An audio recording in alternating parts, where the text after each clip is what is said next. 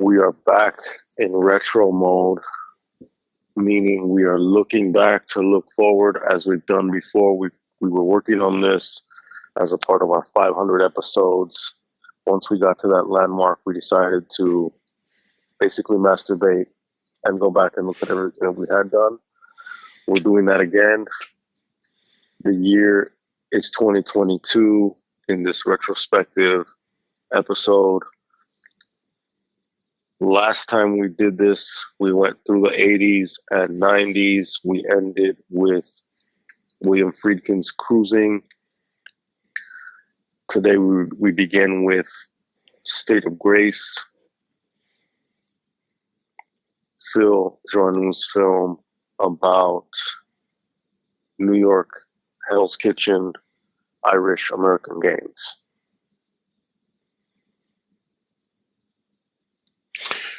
I love the gangster genre.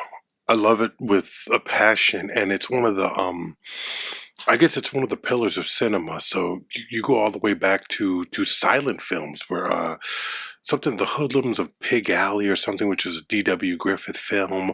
And I guess you could say certain elements of Western films are also gangster films because it's about crime.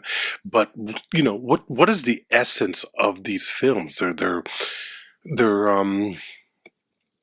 in a weird way, it's about creating heroes from the underclass, but also watching them destroy themselves. I think they're powerful, and really both imaginative and telling regarding the human condition, where this coming up from poverty, just wanting a better life, and doing whatever is necessary in order to make that possible. And I think Phil Jones's movie is interesting in the way Goodfellas is interesting, as opposed to something like The Godfather, where The Godfather is this mythic, romantic version of gangster life, the mafia, basically. What Scorsese did was look at the street level hustler, and Phil Jones's movie does that exact same thing, but very differently than what Scorsese does. It's more of a straightforward kind of character driven. I guess in a weird way, Scorsese shows a world where Phil Jones shows characters living within a world. It's weird because I've never had to really think about this until we do it now, and it's is it fair to compare one movie to another film, regardless of whether or not it's fair? It's a reality of movie watching. You can't help but watch a movie and compare it to something else that you've seen. Sometimes to the detriment of the new movie watching experience, but it's all from the same tree, and you have to compare the branches. So I love State of Grace. I hadn't seen it for a long time before we talked about it, but it's a really beautifully nuanced film, and I think it's a showcase for a lot of talent that you would see later on. I mean, look at that. Look at the cast. You got Sean Penn leading it. You got Ed Harris, who was already basically an established character actor, who was giving one of the great. I think it's one of the great gang leader, mafia, head of a family kind of performances. There's subtlety there that is truly dangerous. He's a dangerous human. We've talked a number of times about our mutual admiration for Ed Harris on this show. You have Robin Wright. She might have been Robin Wright Penn at the time. She's gorgeous in there. Turturro shows up, and he always elevates material. John C. Reilly. But then you have Oldman, who, maybe you can help me out with this. How much had we seen of Oldman before this? Were we aware of him? Was this one of the It's first from things? 90s, so I don't know. It was 1990. What do you remember before? What do you remember of Gary Oldman before this? And let's state fact. Most people had never seen this. Most people did not see this. I don't even remember it getting a release in Phoenix. I don't know if it played out where you were at. Were you even aware of this film? I mean, when did you see it? I must have seen it in the late 90s. Yeah, so a video. Yeah. Yeah, so if I saw that in the late 90s, it means I would have seen The Professional before this. Oh. But The Professional comes out after this. Right. Mm-hmm. It means I would have seen The Professional before this. I would have seen Bram Stoker's Dracula before this. I would have seen Sid and Nancy before this, because he's Sid Vicious, but that's mid 80s. Mm-hmm. But I didn't see it mid 80s, just like I didn't see this in 90. Mm-hmm. So yeah, but also Sid and Nancy would have been underground. It would have been British. Alex Cox directing it. It was a film that we would have stumbled on. And let's try to put certain things into perspective. These would have been prime Tower Records years, or Mom and Pop, or wherever. In LA, it was Olympic. I remember Olympic DVDs. I remember that spot. So yeah, we were discovering shit. Well, yeah, because it's like, this is prime. Prime Oldman is True Romance, Bram Stoker's Dracula, The Professional. Yeah. Those are really he's Oswald in JFK. This is like mid 90s fucking peak Oldman. Yeah. But I wouldn't have seen this until after those. So maybe Bram Stoker's Dracula was probably my first introduction to that, and then The Professional. Yeah. So yeah. Fascinating. No, it's just. But here he's younger. He's and he feels younger. And he feels more dangerous. I think he feels more dangerous in this film than he does in anything he's ever done. Because it's so. I'll be honest. With The Professional, with Leon, that performance seems it really works. It's a lot of fun. I love it, but it seems a bit cartoonish. This guy seems real. This guy seems like a street guy that you could possibly run into. It's the difference between De Niro playing Max Cady and Robert Mitchum. Yeah. We've talked about that. It's like, yeah, both good performances, but there's one of these guys that you're definitely more likely to run into. And I tell you this greasy leather-clad bastard walks into a bar. I don't even know if I'm finishing my drink. I'm walking the fuck out. You know what I mean? Because it's there's some fucking danger right there. He is pure volatility in this film, and it's I don't know what he had been doing in England before this, but it's there's a handful of. I know there's a couple. I think he did a couple of Mike Leigh films. I know I have one in my collection that I haven't had a chance to go to, but he was a force of nature right from the get-go.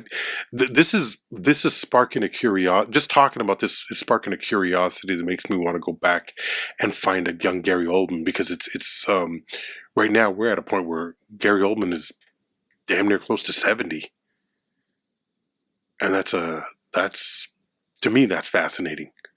He's got to be in his 60s by now. You know what I mean? Yeah, but that triggering. Everybody's aging up. Yeah. From there, we went to the Vincent Gallo late 90s Buffalo 66. Now, do you remember why we Dark wanted to Knight. talk about this movie? What was it that Do I remember triggered why? that? Yeah, why we picked. Were we just looking for films that maybe had fallen under the radar, that had flown under the radar, that people hadn't seen? Because State of Grace would have definitely been that. And as I look at it now, Buffalo 66 would have been a film that people may have heard about, but I doubt a lot of people had seen it. There is something about, there is a level of ego involved in this. Two people talking for an hour and a half, 2 hours, 3 hours sometimes. There's a level of ego involved in that, but part of that ego is being able to show people something that they were either unaware of, unfamiliar with, or dismissive of. And I kind of feel like that's a factor in both of these movies, because Buffalo 66, I remember seeing it in a theater in a college town, ASU, Arizona State University, and I just didn't know what to make of it. At first, I really thought it was just cheap and amateurish to a degree, but it was a film that stuck with me. So I don't know if you remember why we decided. Was it as simple as shining a light on something that maybe would have missed a broader audience? Not like this is gonna bring it significantly more attention, but you know what I mean. Yeah, I don't know the exact. When I look at these back to back, I'm sure I saw these films around the same time. So in the late '90s. So I don't know. I don't know the reason behind it. I don't know the spark. Sometimes there's a reason. Sometimes there's just fucking. You're just unconscious. It just fucking like. It happens, and then we go back and we make connections. That, you know what I mean? Like, Yeah. this is what we're also doing now. Well, also, this is 3 years ago. This is 2.5 years ago. Yeah, and it feels much longer to me. It does. It feels much longer. Yeah. From there, episode 413, we went into the series. If you've forgotten or you're catching up or you're whatever you're doing, yeah. For a while, we part of that year, a series that we did was to look at films that defined their decade. So again, and I've said this before, and we've said this, It's not the best films. It wasn't a list of ours that were the best films of those decades. It was films that we thought defined those times. A number of times there were films, we cited films that we didn't like.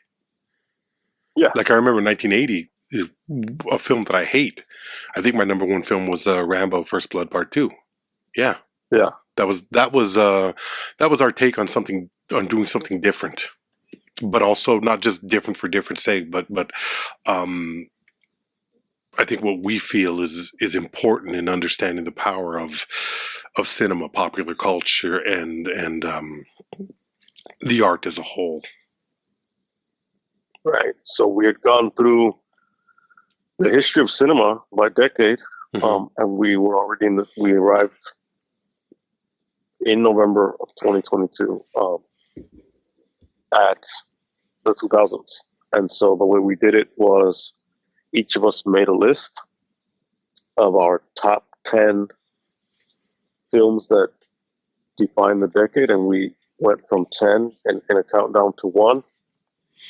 Went back and forth. With notable honorable mentions as well, as I recall. With notable honorable mentions, right. And that's a cheat, but it's what we did.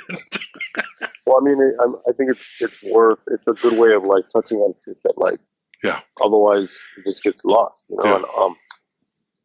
And lost in terms of that conversation. And what we would do is, like, let's say, if we had the same film, but it would be in different positions for either of us, we would, let's say your film was, one film that you had was number 10, and if I had the same film as number 6, we would hold off discussing it until we got to my position of 6. Yeah, we'll do that. Yeah, your films for that for that decade were it was a lot of, it was Dark Knight series, it was Harry Potter, it Yeah. was Lord of the Rings, it was the Pirates series. A lot of it looked like your lens, your spotlight was flashing or rolling over franchises. Yeah. Well, it was Series. It was franchises, series, and blockbusters. These spectacle films that were more.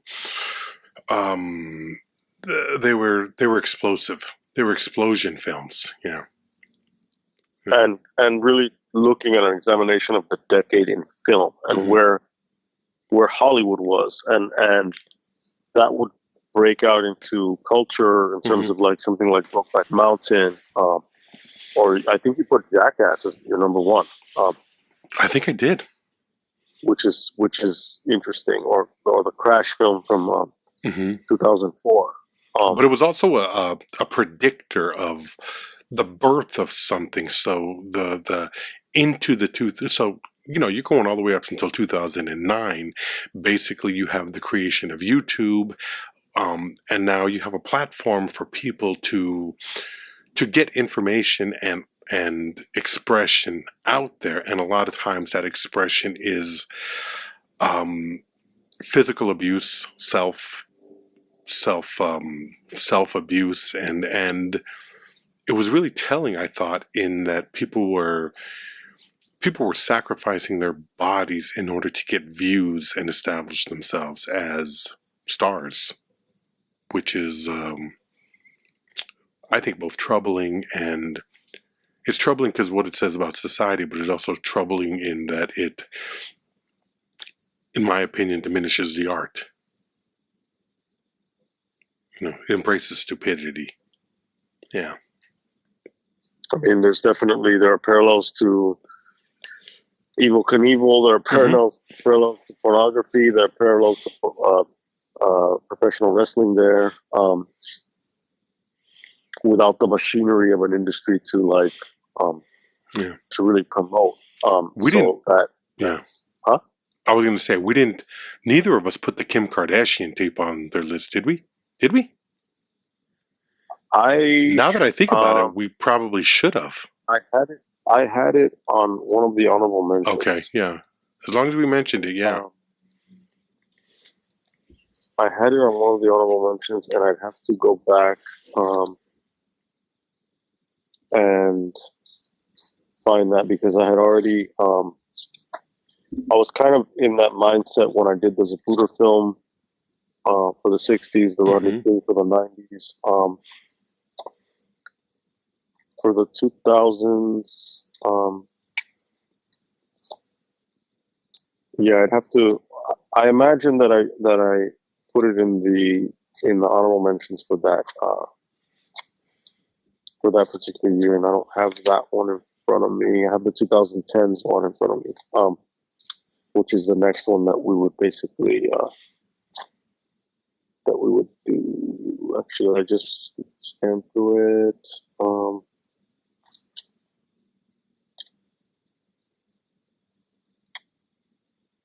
I don't see it here. I want to hope that yeah, no, I did. I put, 2007 PK.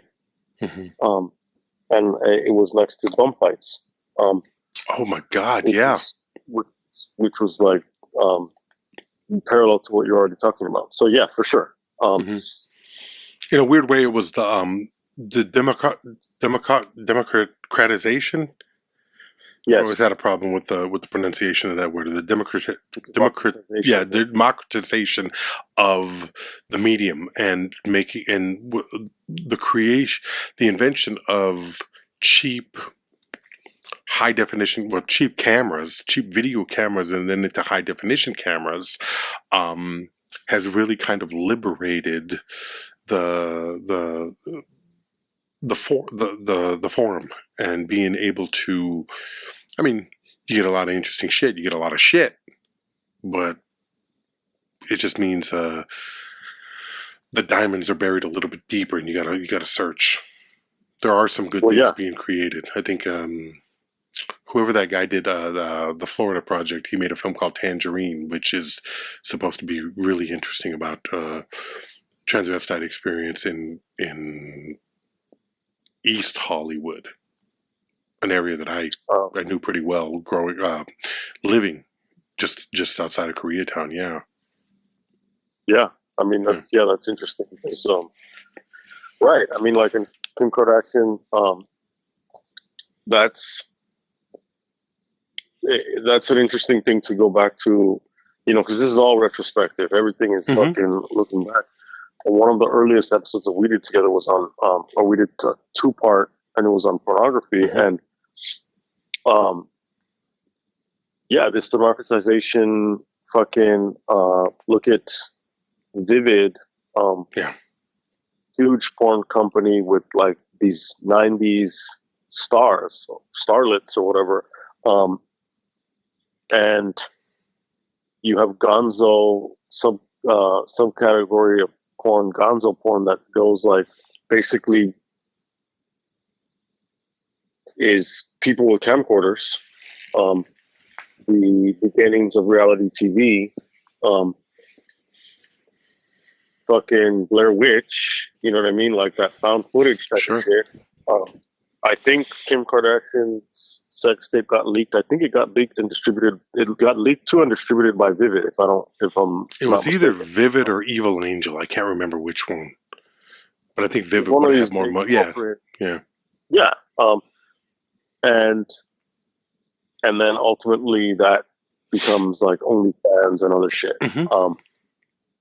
And you have, now it's not necessarily about the distribution company, but it's about the platform as a distribution company. Yeah. And that parallels Netflix and, like you said, YouTube. It parallels all this shit. And now people can do their own thing, but those platforms often, they're like, well, we own this shit because it's on our platform. Sure. And I mean, it always comes back to them trying to regain control of the product. Right. Yeah. Exactly.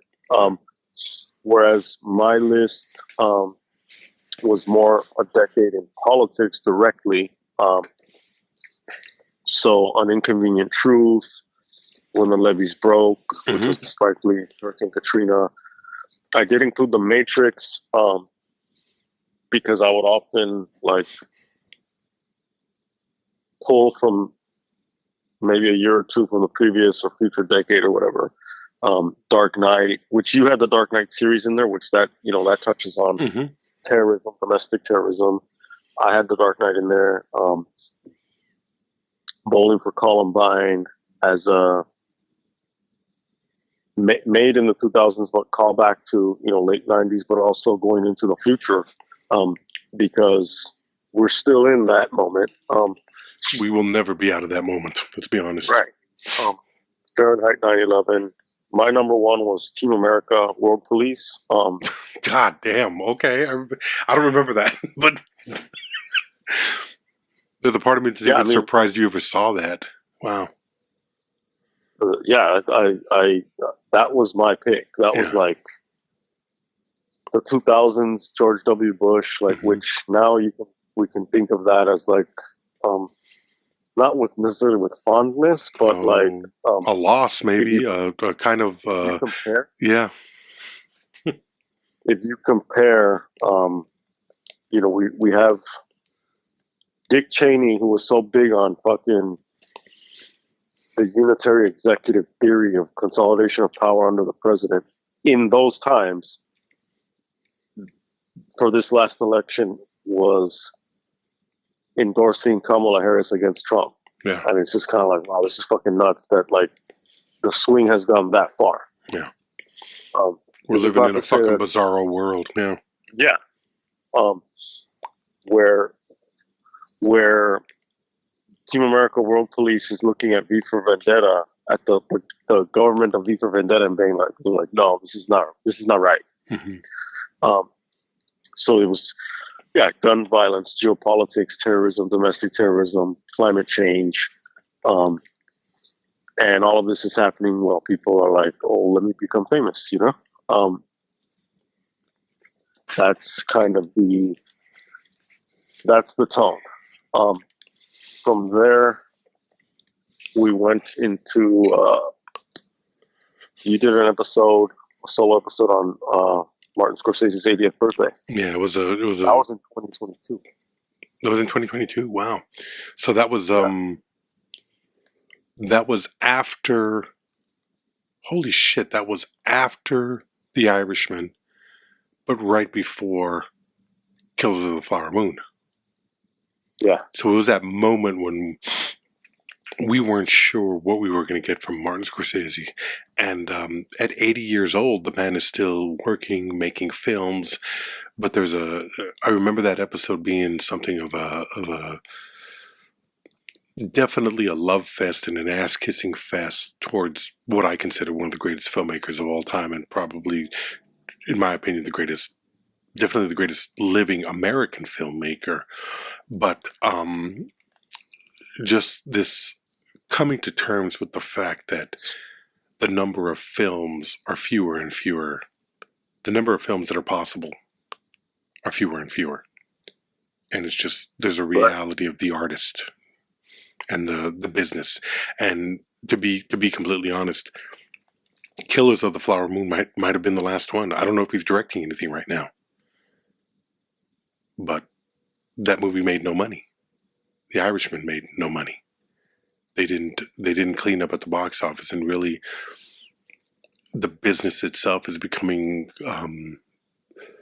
more and more a thing of only financial success. Not that it wasn't always that, but there did seem to be a time where projects could be made that were, I mean, when was the last time that you saw a film? You know, I was reading an article the other day about Steven Soderbergh and how his last two films, one made for $4 million, and this last one, Black Bag, with Kate Blanchett, Michael Fassbender, and a couple of other stars, made $36 million on a $40 million budget, which means it'll break even eventually, but a $40 million movie is no longer a viable option. So you either make really cheap independent films that are not going to get distributed, or you're going to make ridiculously overpriced $200 million films. I worry about the future of cinema.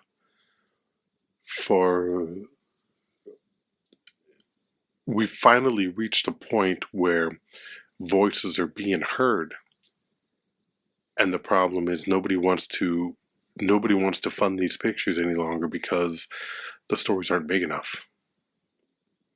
Can you imagine all the films that we would have lost in the 70s, 80s, and 90s if this business plan had been as powerful then as it is now? Right.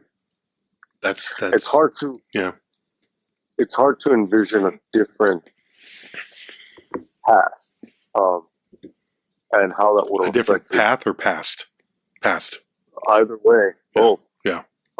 Path forward and past, and how the past affects paths forward. You know, Mm-hmm. It's hard to do that kind of like speculative history.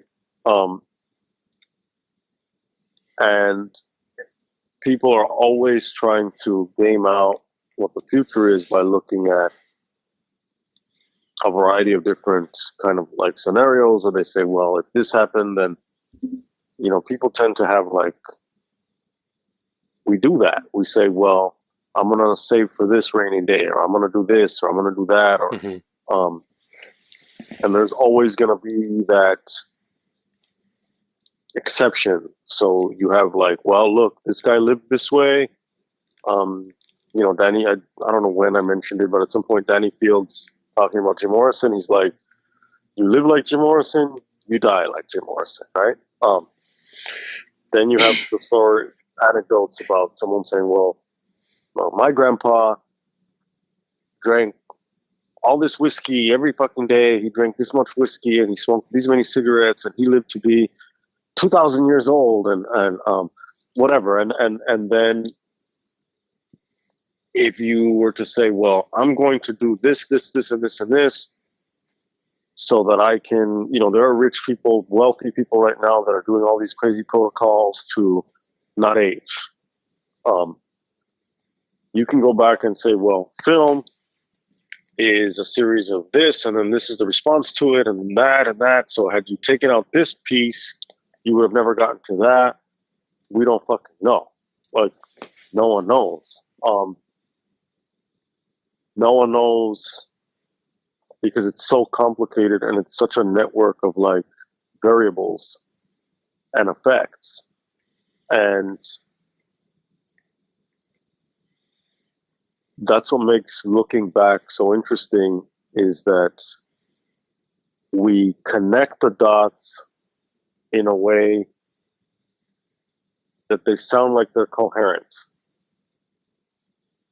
And that our minds can create a map and say, well, yeah, the reason for this was because this was happening, and then this was happening, and then this was happening.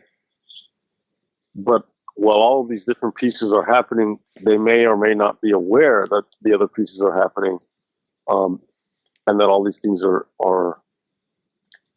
Look, I mean, we operate under the assumption that it's like, well, it's fucking Martin Scorsese. Martin Scorsese has this huge resume. Martin Scorsese has this huge CV. He has this huge, like, cinematic crown on his head. And then we're surprised that fucking his last movie as this aging master, like, doesn't do well. And it is a shock. And it does make sense that it should shock us. But, like, how do we make sense of that if we compare that to some other fucking bullshit that's going to make way more money for way less? And then someone tries to reproduce that, and then that doesn't work. It seems so haphazard and so random. But on some level it is, even though there is some version of math to the universe. You know what I mean? Like, looking at this whole process is fucking bizarre. Going back and seeing, on the one hand, a fucking Pirates of the Caribbean, and then to see, well, now Pirates is going to pull Johnny Depp because of this shit. As a side commentary or whatever. And who knows that Johnny Depp, he says he would never go back, but, like, we don't fucking know. We don't know anything. We don't know shit. And it's weird to see, to be so-called, like, not experts, but, I mean, I would consider you more of that along those lines in terms of, like, having expertise in cinema, but, and to just be as befuddled as everyone else. Mm-hmm. It's a strange thing. And to try to put together coherent, like, pop cultural narratives around periods of time. We do it all the time. We do it historically. But every time we do that, there's shit that's being left out. And how much of the shit that it's against the wind. And I've said that, I've used that line before, you know what I mean? Like, what to leave in, what to leave out. Yeah. And how much of the stuff that is like, and this is like, the post-structuralist philosophers talk about this. It's like, how much of the shit that is marginalized defines the stuff that's left in. I don't know. I mean, like, if you were to take Martin Scorsese's worst movie, what does that tell us? Well, suppose, like, his quote-unquote worst movie, what does that tell us about his best movie? What you take Ghost in the Shell, the live fucking adaptation, what does that tell us about the anime and vice versa? The fact that fucking Scorsese and others like Soderbergh are fucking making films nowadays that don't make money, either they lose or they break even or whatever, however you splice it. Like, beyond that, what do we say? Like, what is the fucking future of cinema? Which is something that we don't know. Like, it's all up for grabs. It's all, who the fuck knows? When on the one hand, it's like we don't even know what the future of the country is or the world. You know what I mean? Yeah. So it's very, very strange to do this, and I think that's part of the beauty of actually doing it, is to like to go back and to see like what, like some things we look back on and they reinforce what we thought we said. Yeah. Go ahead. No, it's if I were to start looking at the last, I don't go to the movies that often anymore. I don't go to movie theaters like I used to. Exactly. And I don't either. Yeah, you know what? Why are you going to spend money on something that is most likely going to disappoint you? And that's unfair to the films that are being made, but it's also a practical understanding of what resources I have, both cash and time. Time, yeah. And time is really the more important of the two. Absolutely, because we're getting older. Yeah. But like, if we go through the last 10 movies that I saw, Once Upon a Time in the West, a classic that I love. Nosferatu, a reimagining of something that I love, that's not as successful, that I didn't care for as much. Little Shop of Horrors, incredible puppetry and storytelling, great performances. Seven, a classic. Logan, one of my favorite that speaks to something in me. John Carpenter's The Thing, Unforgiven, A Bug's Life, Casino. The last two movies, these are the last 10 movies that I've saw that I've gone to a theater. So they're all films that are, with the exception of Nosferatu, these are all films that have been in theaters, that have a pedigree, that have a reputation, and that I know it's a safe gamble. There's no risk involved. I think that's sad. And when I do take a chance with Barry Levinson's The Alto Nights, which Robert De Niro in a dual role as Frank Costello and another gangster, goddamn, Frank Costello, and I can't remember the other gangster, but disappointing. But once again, depending on something that has panned out in the past. De Niro, Barry Levinson, and Nicholas Pileggi, screenwriter. The last movie I saw in the theater 2 nights ago, Cheech and Chong's last movie. Just a documentary about a duo that I've loved for 50 years. So it's weird that we're talking about this right now, because it's making me realize that I no longer have the will to risk the time or money necessary to discover new things. That's that means that I'm missing out. It means that I'm no longer adventurous like I once was. Earlier today I read online something about Takashi Miike getting ready to do Bad Lieutenant Tokyo. I don't know if that's clickbait. I don't know if it's real. But if anybody is going to do that, then I want to see Takashi Miike do it.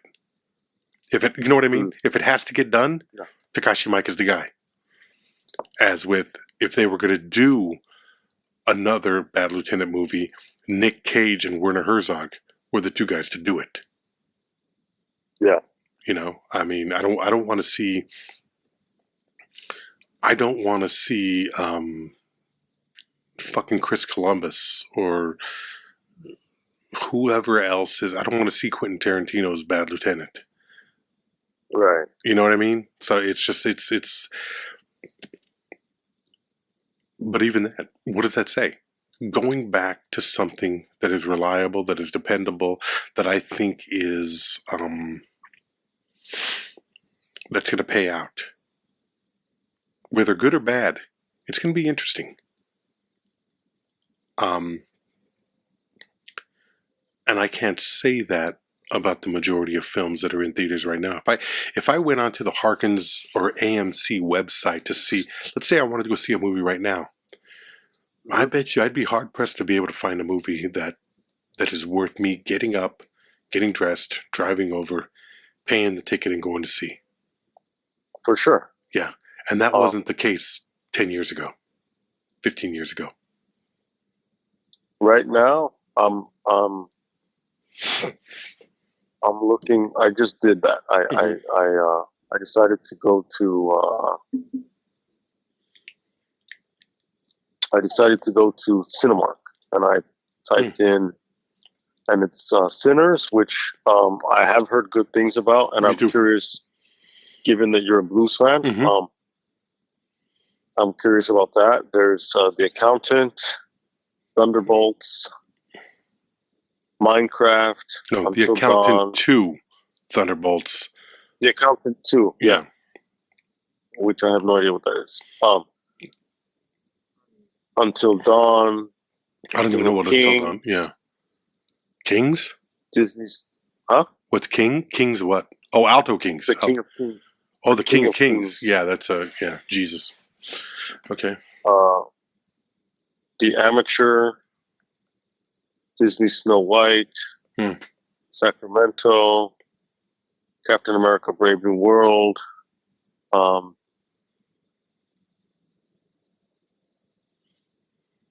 There's a David Cronenberg film. Wow. Okay. But then that just goes back to, that just reinforces what I've already said. Yeah. You know what I mean? Yeah. David Cronenberg is reliable. David Cronenberg is going to do something that's fucking out there. And I'm on board. But it's like, I don't know. I'm just so out of the loop. Yeah. Like, and I fucking, we do a film podcast. Yeah, that's what I was just about to say. Could we afford to be out of the loop? Yeah, I mean, I don't. I mean, we don't do a coming soon fucking podcast because they have those. You know what I mean? Like, I think that's a different fucking podcast than what we do. I think there's another element. I mean, I think our listenership is like, it's a different group. It's a different demographic. If we were to do run those numbers. Yeah. I'm also at a point where I think you got to that place earlier because you're not from here. But just the idea of like, I don't find LA to be sustainable in terms of just the driving. Yeah. Not that it's not sustainable because people do fucking spend their whole lives here, but it's just kind of like, I'm at the point where I'm not trying to fucking go way the fuck to the other side of fucking LA, like, just to find something cool. I do, but at the same time, it's like, the Angelino, and this has been something that, like, this has been my whole fucking life. Like, if you're not from the fucking West Side, you fucking hate the West Side. Even though the West Side has, like, a lot of times, or approaching the West Side has, like cooler shit to do. Yeah. Sometimes, yeah. It's the people that you don't fucking like. You don't want to have to deal with that element of those places or those elements there. But at the same time, it's like,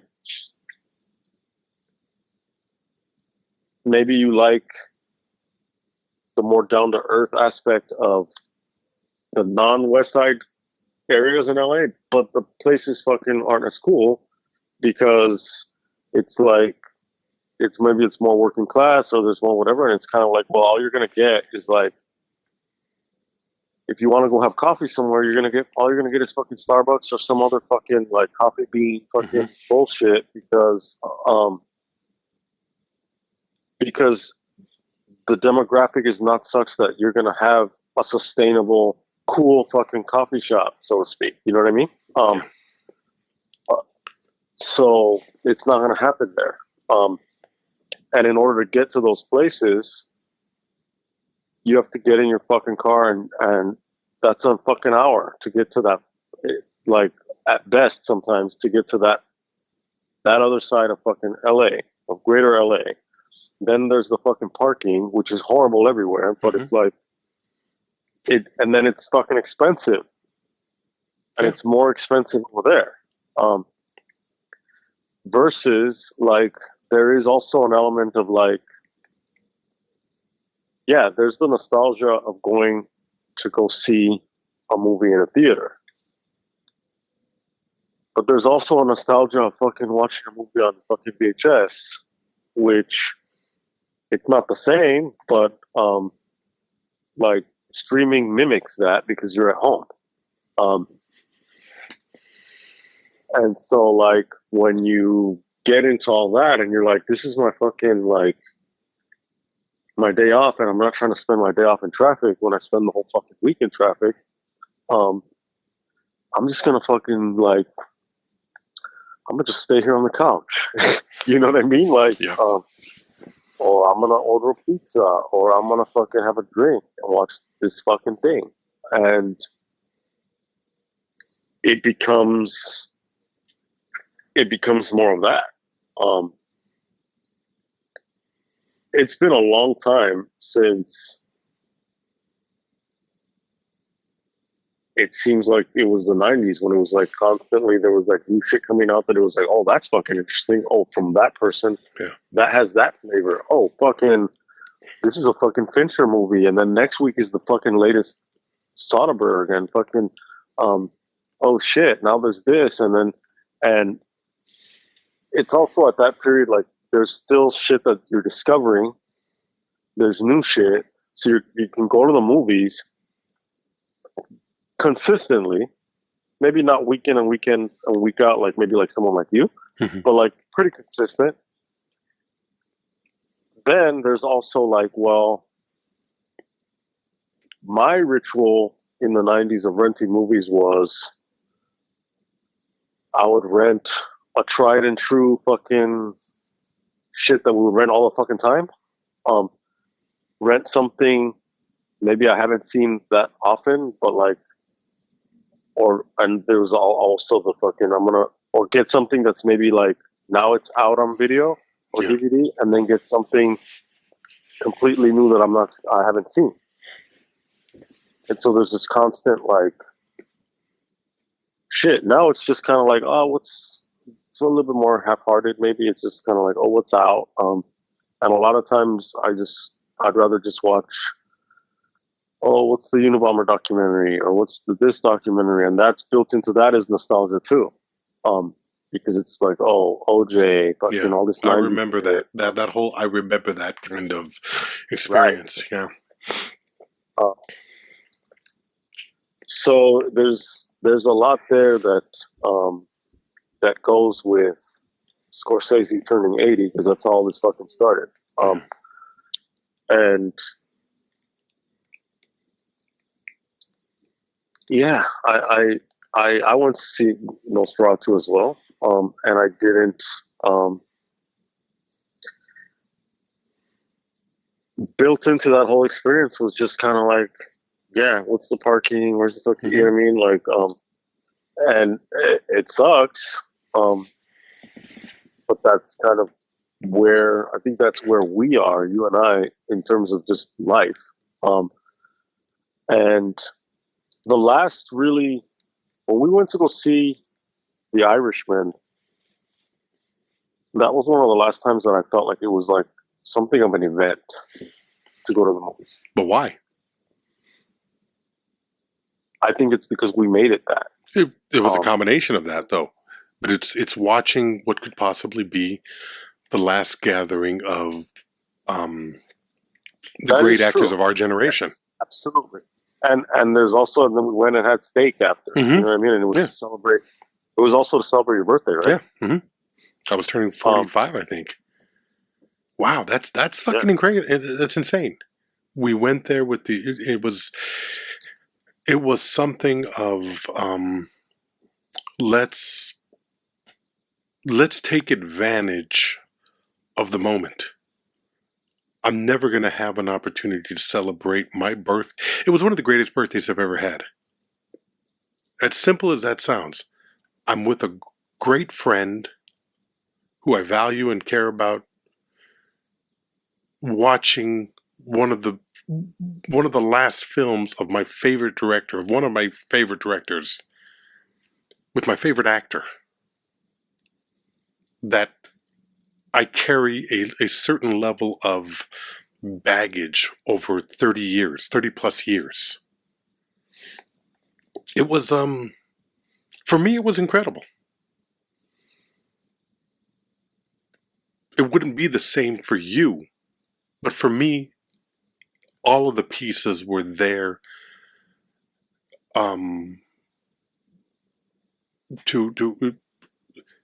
it fell into the wheelhouse of everything that I care about.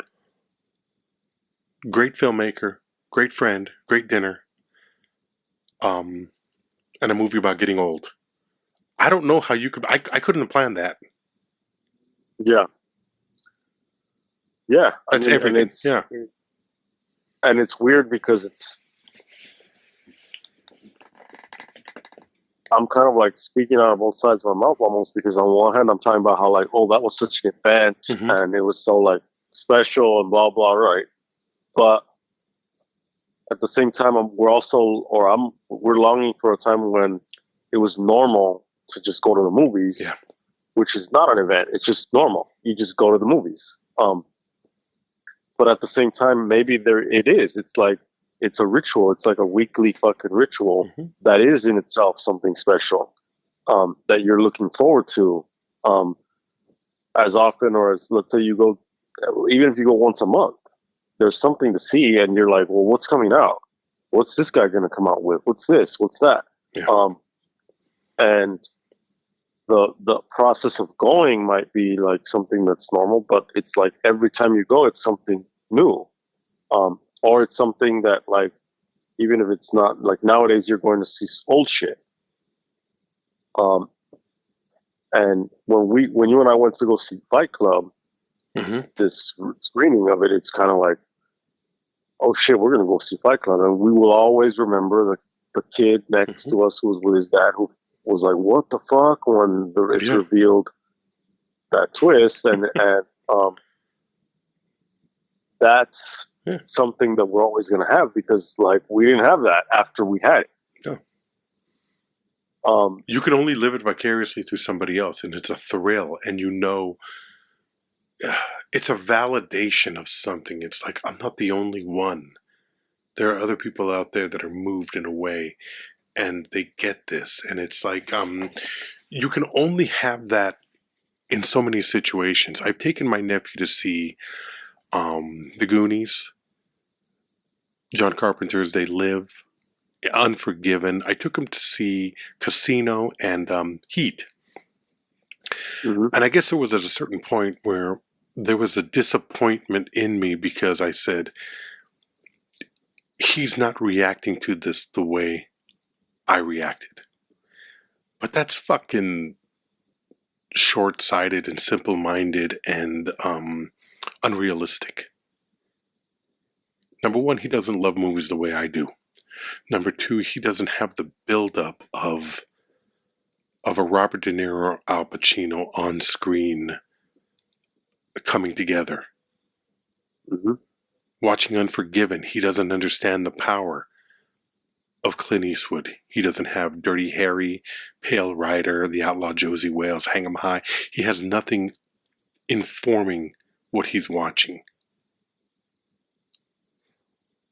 There's a sadness to that. But you find yourself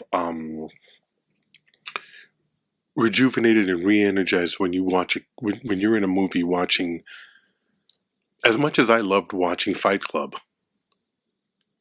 that movie was 100 times better because we sat there and we just had that moment where we heard that kid lose it. I felt 22 years old again. Right at that moment, I understood the power again. I reinforced what I already knew. Movies have that kind of compelling watchability, life-changing type of, you understand the power of storytelling, great acting, visuals, and the commentary on both culture and society as a whole. Now, there's going to be a lot of people who are going to say that is incredibly long-winded, pretentious, and you're reading too much into it. I'm not reading too much into it. I'm reading what it means to me, which is all that really fucking matters. And the person saying that is like, it's like, well, you're listening to a long-form podcast, moron. Like, what do you want? Because we're not giving you the haiku version of... No. Like, no. So, from there, we went to John Turturro's Romance and Cigarettes. This is one of those things where I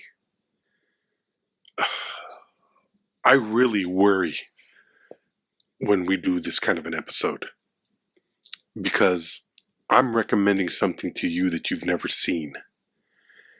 Mm-hmm. And I worry that you're not going to like it. I worry that you're going to hate it. But I'm also confident in the knowledge that you're going to go into something with an open mind. And you're going to see things that jump out. And when you have a cast like this, when you have Gandolfini, Susan Sarandon, when you have Christopher Walken at his most, this is an exceptional Christopher Walken. You have John Turturro directing, and then you have Elaine Stritch. You have Buscemi, but you have Elaine Stritch. Elaine Stitch? God, I can't remember. There was a part of me that all I cared about was you getting to that moment where she comes on screen. And I think it paid off. I love the movie. I think it's a great film. I think it's a really exceptional, well-done musical that comes at it from a completely different angle and reimagines what a musical could be. But that moment, I knew that if you hated everything else in that movie, there was something about her and her performance that you would be unable to dismiss. Was I right? Yeah, because I think you were, first of all, I don't care for that genre, the musical genre. Neither do I. Neither do I. And so I already know that it's going to be atypical of like the tropes of that genre. Mm-hmm. And so to see something and to be like, okay, I know I'm going to see something. I may not fucking fall in love with this fucking movie, but I know that I'm going to see something different. Yeah. And I think this, in many ways, I think this checks off boxes for you, this movie, and aspects of it. And I think just based on that cast and Gandolfini and Turturro and we called the episode Blue Collar Love Song. And I think that that already kind of people who know will be like, yeah, okay, I get it. If Rick if there were a musical that Rick would like, it would be this. Yeah. These things. Yes. It's even more interesting, I think, to me, in the way that you started the commentary on this episode is the aspect of like worrying if I were gonna like the film, because you and I are so fucking different. Oh, absolutely. And when I think about movies that because I don't know that I necessarily recommend movies to you. I don't really think I recommend movies to that many people in general. I think I typically go into it like, if we're talking about this topic or something like that, then this movie applies to that, or this movie is interesting as a accompaniment to that idea or something like that. I don't really do like, you should check out this movie, it's really good. I've done it, but like, I have a friend at work. He listens to this show. I recommended that he watch The Godfather. That I recommended, The Godfather 1 and 2. Versus Blade Runner, obviously it's my favorite film. I've said that multiple times, but that I'm like, this goes along with these themes that we're discussing, which is in alignment with these other films, and therefore I recommended the Universal Frankenstein film. So it's different. So, but I think that kind of that idea spins off into just the podcast in general, where it's kind of like we aren't necessarily recommending films to people. I mean, there is an element of that built in the same way we aren't necessarily. I mean, for sure, we're not fucking saying what I said earlier, which is coming soon to a theater near you. Yeah. Check this out, or these are the movies that are just out. I went and saw all of them so that you don't have to, or this is what this movie got wrong, or this is films in 5 minutes, or whatever kind of approach, or even the Siskel and Ebert, like we're going to rate the movie, and give it a grade based on stars or based on thumbs up, thumbs down, or it becomes about a venue for us to argue. And every week the movie changes, but the argument is the same. You know what I mean? Like, I think there are elements of all of that, but big picture zoomed out, it's like more, I think, putting that fucking drone in the air and saying, like, let's look down and seeing, like, the long view and really understanding, like, the cultural connection, the psychological, really looking at different aspects of the world, of Hollywood, of the U.S., of the cities, of our own psyche, of our own history. And so it's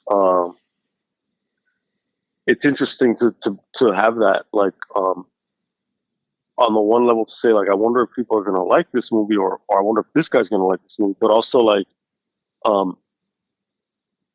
much deeper is, like, is this person going to see what I think I see?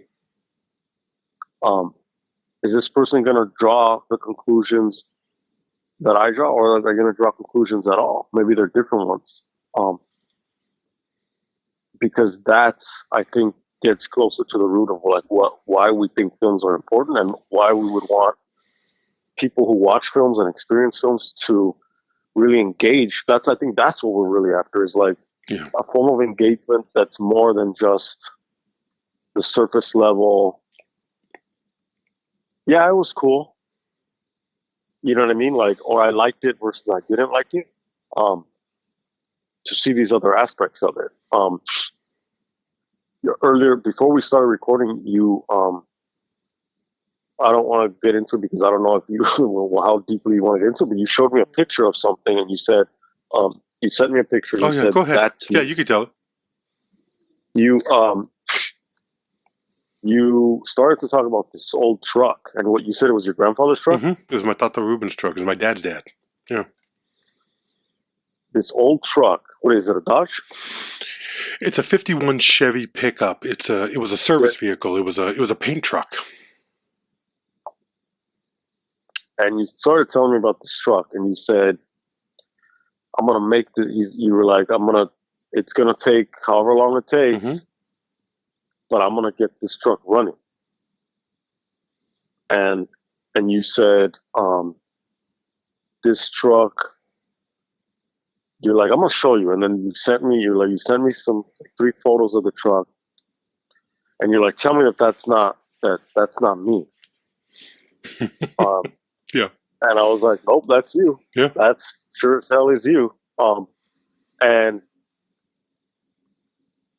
it looks very much like whatever that means, that's Rick, and you're like, that's me. Like, and it was with such a degree of like self-awareness, and the idea of seeing something, and I don't mean in terms of just, and I said this, not in terms of like Fight Club, looking for the coffee table or the couch that defines you, or whatever, however that line comes out in Fight Club, which is kind of more like, that's what we're sold. Like, the ideas that go with, I was talking to a friend from work about this too, like imagery and media and advertisement and marketing, like, this, if you buy this pair of shoes, you will feel free, therefore you will be free. It's not that. It can have an element of that, but it's something that isn't just this consumer thing. It's something that's more like, this is like, I'm externalizing something that already exists in myself and putting it to that, and I'm going to work on this project. And the working on the project is a working on myself. And I find this to be a reflection of me. So in that sense, it wouldn't be, if it were clothes, it wouldn't be, I need to buy that pair of shoes so that I can feel a certain way. No, I'm geared towards wearing these types of things, regardless of whether they cost $200 for a pair of shoes, or you get a belt at the thrift store, or whatever the fuck it is, but it's like, you connect with it, and you're like, this is how I present myself to the world. And then now, okay, let's tie this back to cinema. It's like, beyond, I like this, I don't like this, this is cool, she's hot, fucking, he has like abs, blah, whatever it is, to engage with films and say, like, for some reason that film really fucking spoke to me. Let me wonder why. Okay, I was fucking 16, my second girlfriend, blah, blah, that. Then there's also like, we have it's not only the films that define the decades, it's the films that define us, right? Yeah. Yeah. And we did those episodes. And to really have cinema be like the looking glass, the window, the mirror, the telescope, the microscope. That's what we're about. And we saw that with the 2000s. We saw that with all the decades leading up to it. We went into episode 216. We went from the 2000s, we went, of course, to the 2010s. And then that's when it gets trickier, because if we're trying to include this long view on not only a retrospective, but on anything that we look at, how do you do that when it's not? It's more like Jurassic Park when you see the mirror and it says objects in mirror are closer than they appear. That's kind of like what that is, because it's kind of like, how do you define a decade how do you define something that you're still stepping in? You know what I mean? Definitely. 2010 to roughly 2010 to 2020 is, we're already halfway into the next one, but at the same time, it's kind of like the residue is still there. Well, that's the thing. Also, it's like you don't have the proper perspective, the distance to when we talk about the 70s, and the 70s we didn't live through. The 80s we kind of did. We became aware. The 90s were the formative years. Everything after that is, it's kind of speculation on the long-term emotions, Right. the long-term experience. But the same can be said about the 50s and the 60s, where it's like we're piecing together somebody else's history. Mm-hmm. Anything from 1980 on is us trying to understand our own history. And, to a degree, 1970s is also informing, because we were talking about Vietnam. We were talking about Watergate. If you listen to this show, you know how much the through line in what we do is our personal feelings towards the times that we're living in and the times that we have lived in, and how it's a very egotistical, self-referential kind of thing that we do, and I don't make any apologies for it. I don't think it's a bad thing. I think film as an art form, as you take it in, is in a weird way an attempt to understand yourself, your experience, and who we are as people, both on a bigger cultural perspective, but also individually. These movies mean there's a reason that Romance and Cigarettes speaks to me. Listen to the episode 415, Blue Collar Love Song. It's there. When we get into 416, Nothing Left to Say, defining the films of the 2010s, we're trying to understand something that we just came out of. And maybe we do it justice, maybe we don't do it justice. It's going to be real interesting to listen to that episode in another 5 years and see how things have changed, how things have stayed the same, and how they've gotten worse. You notice I don't say how they've gotten better. Right. There's a pessimism there, there's a cynicism. Yeah. But I think that's the driving force in what we do, why we do it, and this shit isn't accidental. You take copious notes, and I talk you once described it as you say I do the show from the heart and the soul, and yours is the intellectual and the mind. And you weren't being dismissive of me. You bring a great deal of heart and soul to it, and I bring a great deal of the mind and the intellect. But which is the driving force? And that's the balance of what we do. I wouldn't want to do this show without you. I mean, I could Wolfman Jack it at 2:00 in the morning, and just I could do that shit. That's a reference you're not gonna get, but you get it. Yeah. Look it up, Google that shit. I could sit here smoking cigarettes and becoming an alcoholic on the mic, just talking about the world and how these movies inform the world. But it's a balance, and I take just as much from your perspective on these films as I do my own. I love doing this. This is the thing that I look forward to more than anything else in the week. It's when else do you have an opportunity to talk to one of your great friends and argue and reinforce what you believe, but also gain a better understanding of it? There's a lot of movies. Yeah. Sorry, go ahead. No. It's redefining and rediscovering yourself all the time. Yeah, right. Yeah. And the democratization of media, for on the one hand, it's like, it allows for us to do this, and it allows for a small group of people who have wandered into our sphere to consistently listen and directly support us.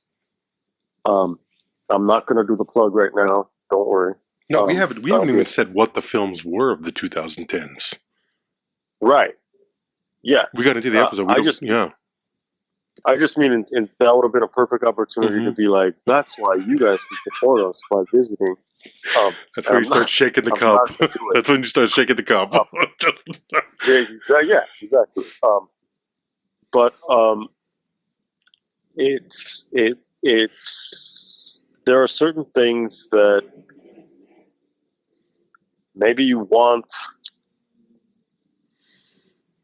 in order to reach a wider audience. You want to have that bigger machine behind you to promote you, to distribute.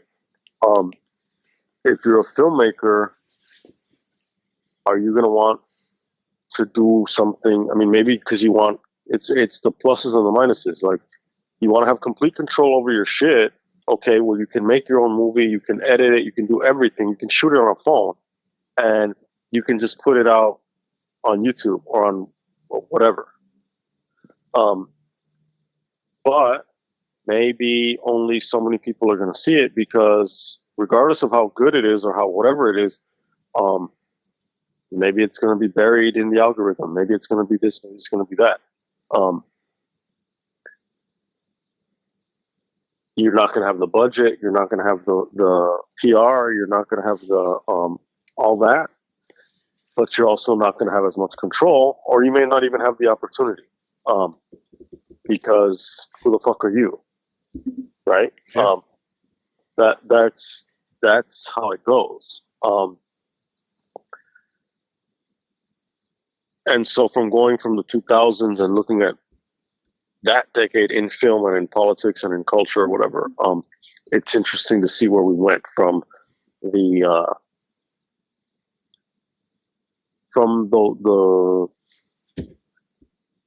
Pirates, the Lord of the Rings, the Harry Potters, the Dark Knight series, to your list was very much more political in general. Mm-hmm. American Sniper was on your list. It wasn't on mine.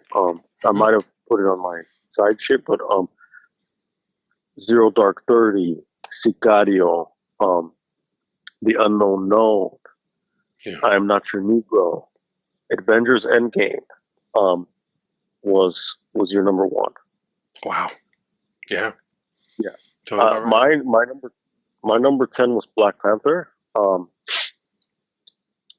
Because of the kind of the heat that got behind it, like the energy that got behind it, because it was something different. Not my number 9 was Iron Man. Steve Jobs, Social Network, and Her were 8, 7, and 6. And we've talked about this, and I'm sure we talked about it in that episode. Is that like, and we're seeing that happening now with this Elon Musk shit, is that I think there was this sense in society that these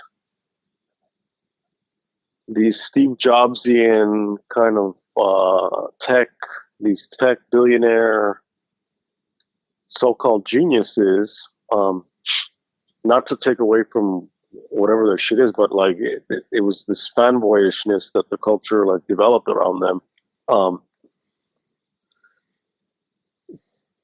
that has led to them being considered like these heroes, and beyond just regular heroes, these people that are going to like save the world. But if we look at these, if we go back to your previous list and we look at these Dark Knights, or we look at all these other, or in this one, Avengers, it's these motherfuckers that are like destroying everything in order to save, which goes back to the 80s, and like, yeah, Mel Gibson is walking away from the explosion and doesn't give a mad fuck, and the commissioner is like, you're blowing up half the city, it gets criminal, and they don't care, and I'm not gonna save your ass on this one. Right. And we have people doing that to government now. They're blowing up the fucking administrative state, but it's not even, the question is obviously like, is it to save something, or is it just to profit and to fucking cover up your own bullshit and like, etc. We have all that built into these films. We have, I put in Fahrenheit 11/9 because it's the flip side, so it has the Trump aspect. Contagion was on my list for obvious reasons. Very good one. The Purge election year, which has the tagline like "Make America Great Again." Wow. And I mean, the Purge. I mean, that's kind of that. I might in 10 years when we do our 2020s. I might resurrect that one, and that'll be just the last film ever made, even though there were films after it. Just the Purge, you know. And our episode it won't be streamed. It will just be told around the campfire. Yeah. And that's it. Because there will be nothing left potentially. Get Out was on both of our lists. And I think that's, for very obvious reasons. And I think that's one of the most important horror films, if we can call it that. I mean, it is definitely a horror film, but I think it's more than that. I think that's probably the last important horror film that I can think of. And also in a long time. Yeah. No, I think that was right. That was number 5 on your list. It was number 2 on mine. I listed A Quiet Place as my number 1, and you said, why A Quiet Place? And I described it something like a white family is forced to remain silent in the face of an alien invasion. And you were like, oh, that part. Yeah. I think there is an aspect of that like people definitely, I think,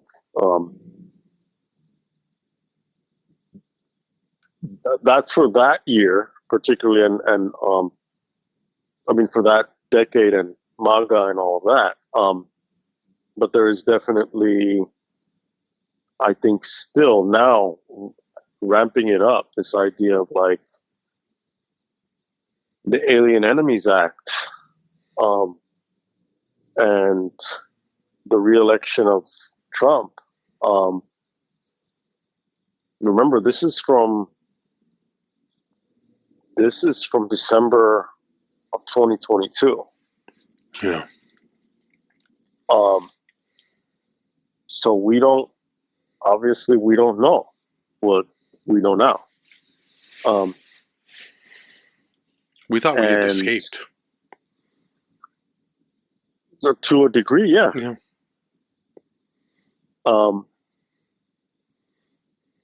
And we were looking back at Fahrenheit 11/9. We were looking back at The Purge. Mm. We didn't know that we were looking forward into The Purge. I mean, The Purge is really like, that's really a way to describe everything that's happening now in the administrative state. The purging of all kinds of federal employees, regulatory officials, career regulatory officials that are working outside of partisan like politics, that are there just consistently to make sure that things are running. Things that we take for granted, that to ensure that we have systems in place that are not. We're not even talking about the guardrails against like some insane policy or having like a president or executive branch that's just fucking doing whatever the fuck it wants, and an unelected fucking Iron Man wannabe going to a convention with a chainsaw. You know what I mean? Like, we're not talking about that. No, we're not. We're not talking about Tony Stark as a villain, posing as a hero. we're just talking about clearly like the purge and the deportations, all this shit. This was 2022. This is right now. We're obviously in 2025. I had forgotten about this. I had forgotten about this list. Mm-hmm. And this list, or our lists, Sicario is in your list. Yeah. Leslie and I were watching the trailer for Sicario Part 2, and it's like this incursions into Mexico and all this shit, and and she's like, the fuck. Yeah. Turn off the world. Really, and I think she made a joke. She was like, "Oh, is this Shine Bomb's origin story?" The current president of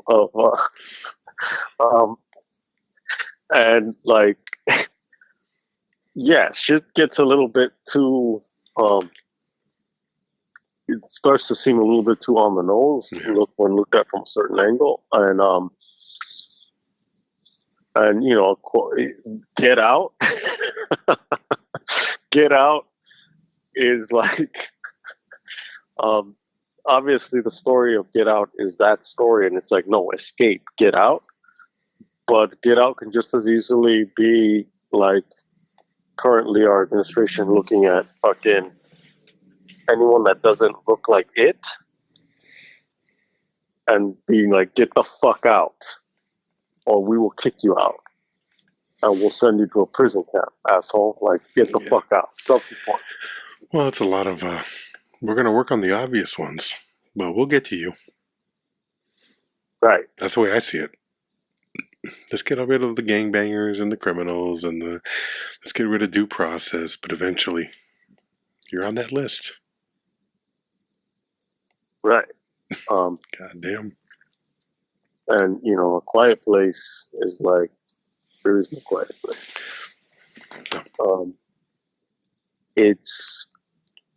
We in this episode, we've only done a handful of films. I mean, a handful of episodes. Basically looked at the 2000s and the 2010s, and in there, the turning 80 of Scorsese. That's a lot to just fucking to just go back into it, look at that, and to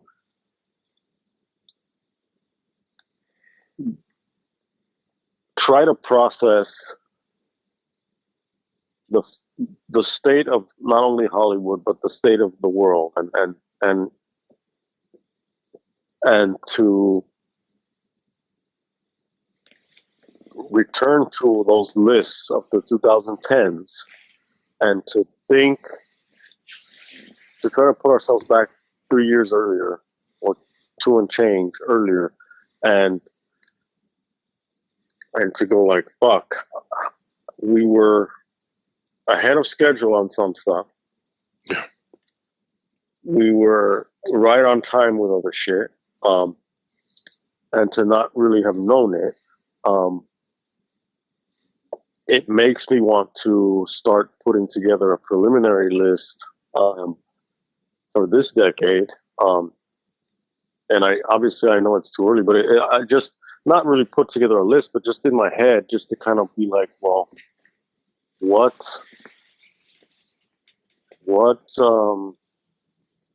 I mean, is it Nosferatu? Is it this thing that wants to fucking suck our fucking blood dry? But there's part of the village that wants that. You know what I mean? Like, yes, kill me. Let me lean into my own demise. It seems to be the motto or the driving force of this country. Let me forsake everything. Yeah. It's like, I really want to get fucked. To death. Yeah. Maybe. That's the first one that pops in my head. So as of right now, maybe that's my number one pick for fucking the 2020s is let's get the old male parasite to fucking fuck me to death, you know? Yeah. We're in for a rocky ride, and it's interesting, but we'll be here to try to make sense of it as long as we can. And this is where I give the plug: buymeacoffee.com/WatchRickRamos, buymeacoffee.com/WatchRickRamos. This episode goes to Alan Landenberg, a member.